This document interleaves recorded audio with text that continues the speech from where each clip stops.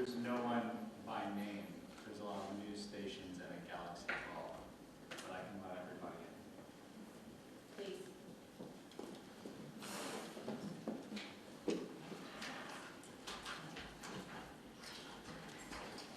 So we're going to thank you. Appreciate it.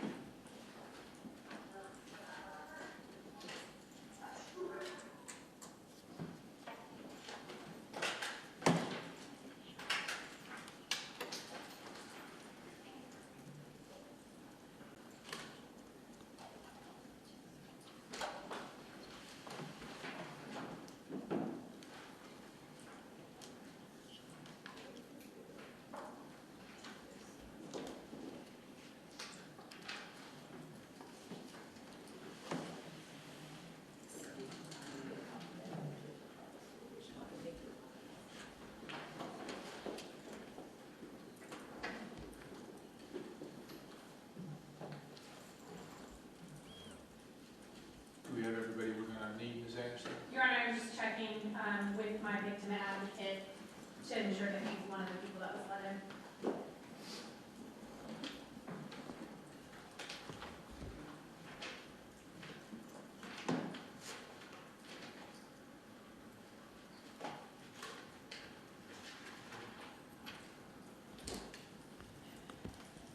Your Honor, I believe he's now let in. Everyone from the waiting room's been let in. All right, first of all, we're here this afternoon, correct that, it's still morning. We're here this morning in the matter of State versus Williams. Ms. Williams is standing before the court at this time. Good morning, ma'am. This is case number 65 on the calendar, case number 19 CF 11711. We're set for pretrial this morning. Counsel for the state and defendant are present. Ms. Anderson, how are you proceeding today? Your Honor, the state has tendered to Madam Clerk an amended information. I believe it's the second amended information in this case, charging a single count of second-degree murder. In light of that, we need to go forward with an arraignment. I'll look to you, Mr. Beard. How are you proceeding today? Yes, Your Honor. The defense isn't receiving the one count second amended information. At this point in time, my client would have authorized me to enter plead guilty to that charge. We have gone over the pleading in its entirety. It's kind of pleaded guilty. That would be a sentence between the range of 20 and 25 years of guidelines, which have to do with my client's life. That form has been completed, executed, and signed by my client, myself, and the state, and presented to your lawyer to proceed with the call. All right. Go ahead and adjust the microphone for the benefit of your client. Ms. Williams, if you raise your right hand and be sworn, please. Excuse me. You solemnly swear the evidence you're about to give in this cause will be the truth, the whole truth, and nothing but the truth, so help you God. Yes, sir. Go ahead and put your hand down. Make yourself as comfortable as you can. Ms. Williams, the state has filed an amended information this morning. This is arraignment. Your lawyer has indicated that you want to enter a plea of guilty to the pending charge. You're charged with second-degree murder in the second amended information. That carries a range, a minimum range under the guidelines of 20.5 years all the way to life. As I understand it, given the nature of the form I've been given, this is an open plea to the court. What that means as a practical matter is that if you go forward with your plea today, I'll set a hearing. You'll be able to call witnesses on your behalf if you choose to. I'm glad to hear from you if you want to testify or give a statement yourself. The state also has a right to be heard. They can call witnesses, including any that they think appropriate. I'll consider any documentary evidence that's consistent with the evidence code. And then I'm going to hear arguments from the lawyers. And based on everything I hear, I'm going to fashion a sentence that I think is appropriate. You're entitled to a pre-sentence investigation report. What would happen is that the Department of Corrections would conduct an investigation and complete a document for me that would provide me with a whole host of information that I don't otherwise get. Mr. Beard, I assume your client is requesting a PSI? Yes, Your Honor, we've discussed that, or we'll be asking for a PSI. I'll go ahead and look to the Department of Corrections at this time and ask that it be prepared. That'll be an additional source of information. I'm going to take all of that information, and then after I hear arguments from the attorneys and consider the evidence that's been presented before me, I'll fashion a sentence that I think is appropriate. Unless there is a basis to deviate below the guidelines, which is 20.5 years, that's the minimum sentence that I can impose under the law. And the maximum sentence I can impose under the law is life. And so the range is 20.5 years with a maximum sentence of life. With all of that said, do you want to go forward with your plea today?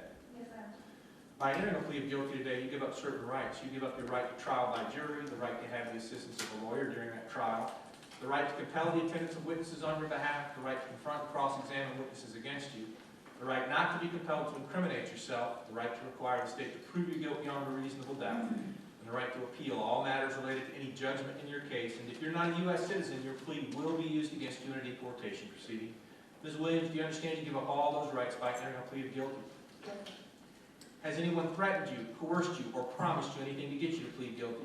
nothing, Are you under the influence of any drugs, alcohol, or medication today? nothing. How far have you gone to school? High school. Are you a graduate? Yes, sir. Can you read and write the English language? Yes, sir. I ask you that because I have in my hand a blue form titled Plea of Guilty. Have you read this with your lawyer? Yes, sir. Do you understand its content? Yes, sir. Do you understand that by signing the document, you give up the rights described in the document? Yes, sir. Is this your signature that appears on the back page? Yes, sir. Are you entering a plea of guilty to the only count of the amended charge alleging murder in the second degree because you are in fact guilty?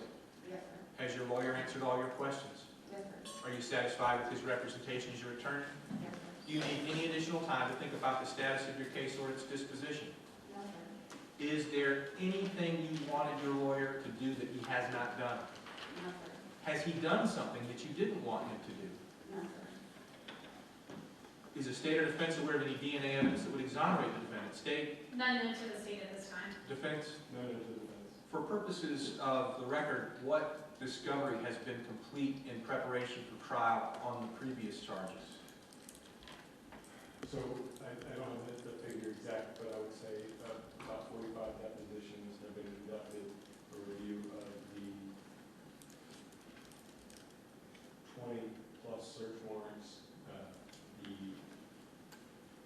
review of documents provided by the state in its entirety. So to go through every individual piece of that, it's a very voluminous record, and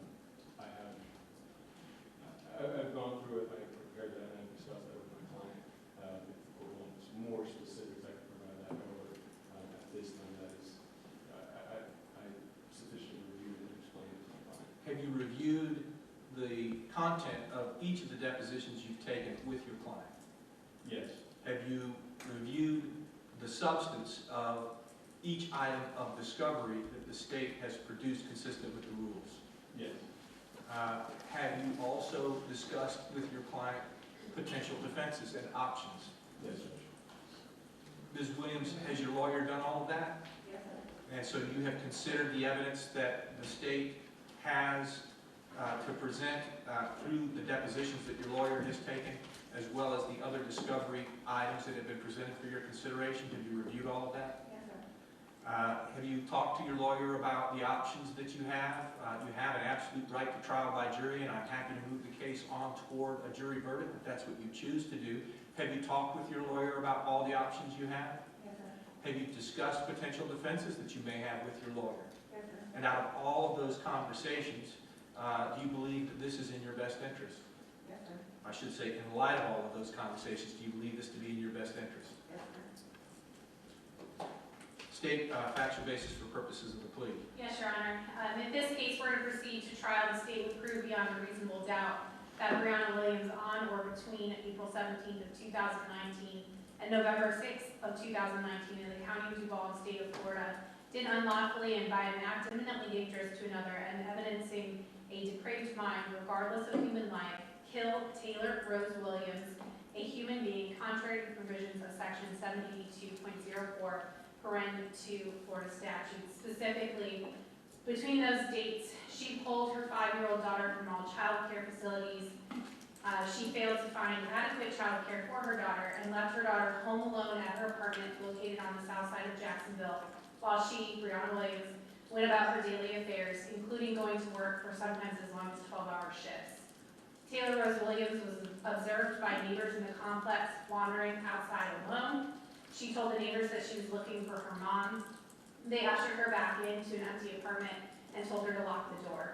On November 6th of 2019, Breonna Williams called 911 and reported that Taylor Rose Williams had gone missing and was potentially kidnapped from a second residence on Ivy Street. The odor of decomposition was observed by officers as well as a trained canine. coming from the trunk and backseat of Breonna Williams' car parked at the residence. Police quickly determined that the defendant's kidnapping to be suspect and began a search spanning multiple states for the 5-year-old. Ultimately, Taylor Rose Williams' remains were found in Alabama, close in proximity to Breonna Williams' hometown. Detectives were led to the exact location through a download of the infotainment center in Breonna Williams' car.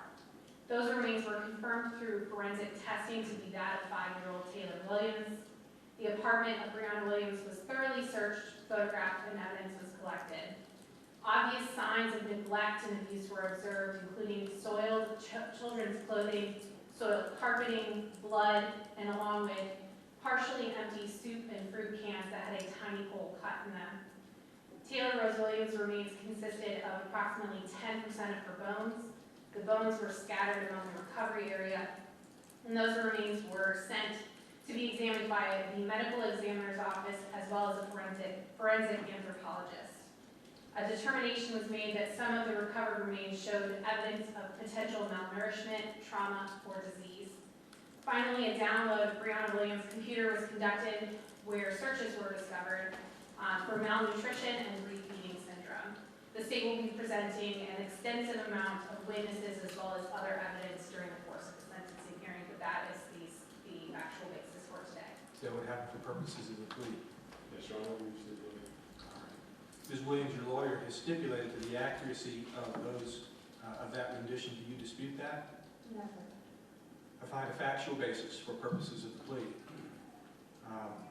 Just so that you're aware, although you've got no criminal history, one of the obligations I have is to advise you that if you have a sex-related crime as part of your criminal history, this offense may qualify for involuntary civil commitment pursuant to Jimmy Rice. I don't expect that to apply in your case since you have no criminal history, but it needs to be part of the plea colloquy. With all of that said, are you entering a plea of guilty at this time to the only count of the second admitted information charging murder in the first degree? Yes, sir. I accept your plea of guilty, finding it to be freely and voluntarily entered with full understanding of its nature and consequence. What I intend to do next is set a hearing date. My intent is to pass the matter for at least a month. I'll look to the parties to give me guidance as to what they want in order to make sure they're fully prepared. I'll look to the state first. How much time do you need, Ms. Anderson? Your Honor, just one correction. I believe you just said murder in the first degree. I beg your pardon? Murder in the second degree. I accept your plea of guilty with respect to murder in the second degree, and I apologize for that. I have misspoken. The charge is murder in the second degree. Are you entering a plea of guilty to murder in the second degree?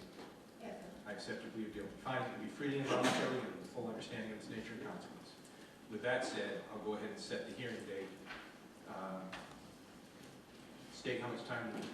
Your Honor, Mr. Beard and I have had some discussions regarding potential sentencing. I think we're both going to be asking for a 60 to 90 pass date in order for him to gather mitigation and us to prepare for sentencing. And at that time, we'll come back and ask for a set date.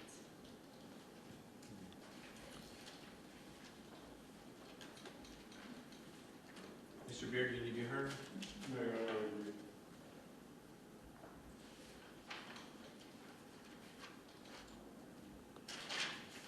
I'll pass the matter then until May the 11th. That's 5/11/9/508 for sentencing to be set. At that time, I'll confirm that the parties are in a posture to go forward with the hearing. I'll give you enough time to get your subpoenas out if subpoenas are necessary, and we'll go forward. Yes, Your Honor. Case is passed on May 11th, 9 o'clock, 508 for sentencing to be set. Anything further from the state? Yes, Your Honor. Madam Clerk has written me a note that says bond ? So I'm assuming that she is requesting that we address a bond on the amended information. To the extent that, so, let me look to Mr. Beard. I have a proposal, but I'll hear from you. What would you like to have done? She's not under a bond, correct that. She had a bond associated with the aggravated child abuse. My intent, candidly, since she's entered a plea of guilty, is to revoke her bond and hold her without bond. Any objection from the defense? Your Honor, I would defer to the court, but as a request, I would be requesting for that aggravated child abuse bond to be transferred to the charge of change of plea. understand now.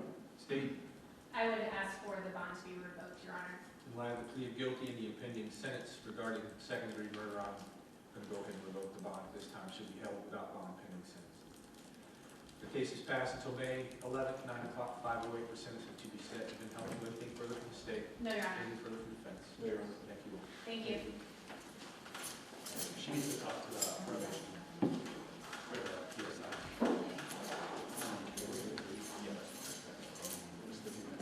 First PBL.